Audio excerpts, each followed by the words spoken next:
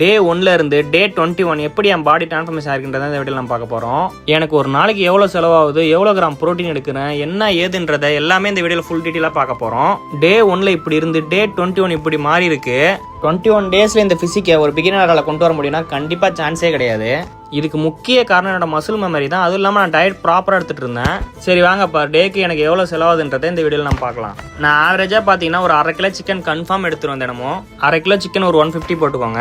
எல்லா மீல்லையும் வெஜிடபிள்ஸ் இல்லைனா ஃப்ரூட்ஸ் கண்டிப்பாக ஏதாவது ஒன்று இருக்கும். வெஜிடபிள் அண்ட் ஃப்ரூட்ஸுக்கு ஒரு 50 ரூபா போட்டுக்கோங்க.